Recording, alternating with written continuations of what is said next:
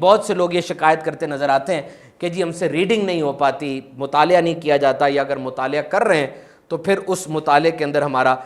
دلچسپی نہیں پیدا ہو سکتی۔ تو سب سے پہلے اس میں آپ دیکھیے کہ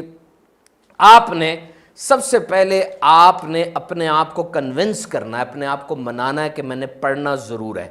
اور اس کے لیے آپ نے فوائد دیکھنے ہیں پڑھنے کے کیا ہیں، مطالعہ کرنے کے۔ اور جب آپ کنونس کر دیں گے، اپنے آپ کو منا لیں گے، تو اب آپ نے رش نہیں کرنا، بہت زیادہ کتاب پڑھنی شروع کر دی نہیں، سلولی سٹارٹ لیں، آرام سے سٹارٹ لیں، تھوڑا تھوڑا پڑھیں، روز کے 5 صفحے 10 صفحے پڑھیں، اور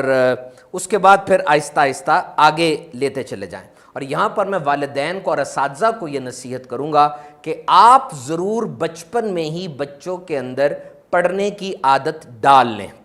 پڑھنے کے مختلف انداز ہوتے ہیں، ایک انداز ہوتا ہے سکمنگ کا۔ سکمنگ کا مطلب یہ ہوتا ہے کہ آپ اوپر جو چیز پڑھنی ہے اس کو دیکھتے ہیں، اور آپ کی اتنی پریکٹس ہو چکی ہوتی ہے کہ آپ اس پورے پیراگراف میں، پورے مضمون میں خاص خاص چیزوں کو پکڑ لیتے ہیں، اور irrelevant جو غیر متعلقہ چیزیں ہوتی ہیں ان کو چھوڑ دیتے ہیں۔ یہ بہت ہائی پریکٹس کے ساتھ ہوتا ہے، عام طور پہ ریسرچرز ایسے کرتے ہیں، سکمنگ کے ذریعے وہ اس کو پڑھ لیتے ہیں۔ اچھا، اب یہاں پر ہے کہ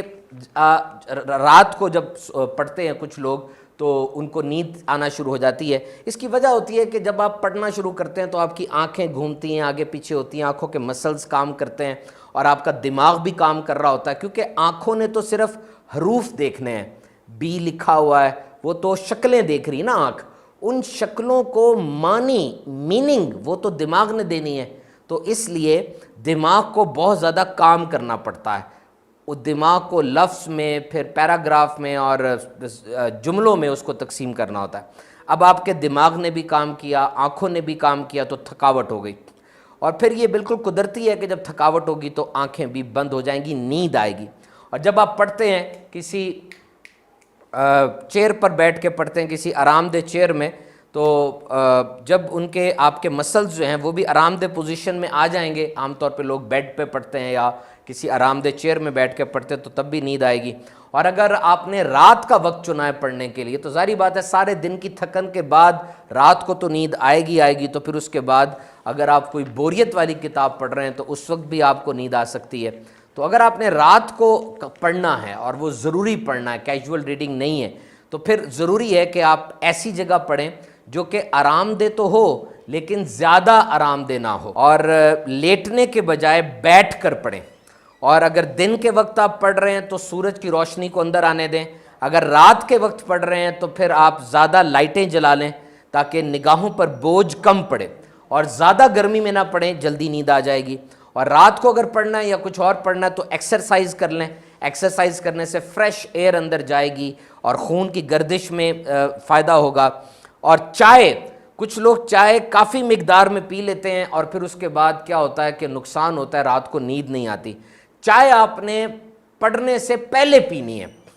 پڑھنے سے پہلے پینی ہے، کیونکہ پڑھنے کے دوران تاکہ آپ جاگتے رہیں۔ اگر آپ نے پڑھنے کے دوران چائے پی تو پھر وہ چائے بعد میں جو ہے آپ کو جگاتی رہے گی اور نقصان ہوگی۔ پانی کی کمی نہ ہونے دیں، کیونکہ پانی کی کمی سبق پر توجہ نہیں ہونے دیتی،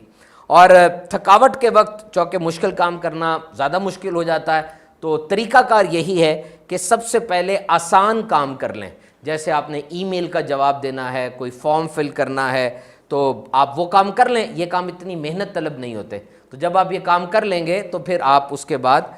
ترکیب بنا لیں گے، مشکل کام کی طرف آپ آ جائیں گے۔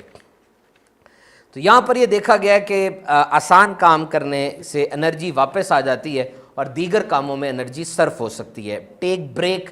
پاور نیپ لیں، تھوڑا سا سو جائیں۔ پڑھتے وقت اگر 10-15 سیکنڈ کی بھی واقعی نیند آ جائے نا، انسان فریش ہو کے کھڑا ہو جاتا ہے۔ یہ جملہ ٹیک اوے کے طور پہ لکھ لیجئے کہ جیسے زندہ رہنے کے لیے کھانا اور پانی ضروری ہے، جیسے زندہ رہنے کے لیے کھانا اور پانی ضروری ہے، اسی طرح اچھی زندگی کے لیے پڑھنا، لرننگ کرنا اور سیکھنا یہ بہت ضروری ہے۔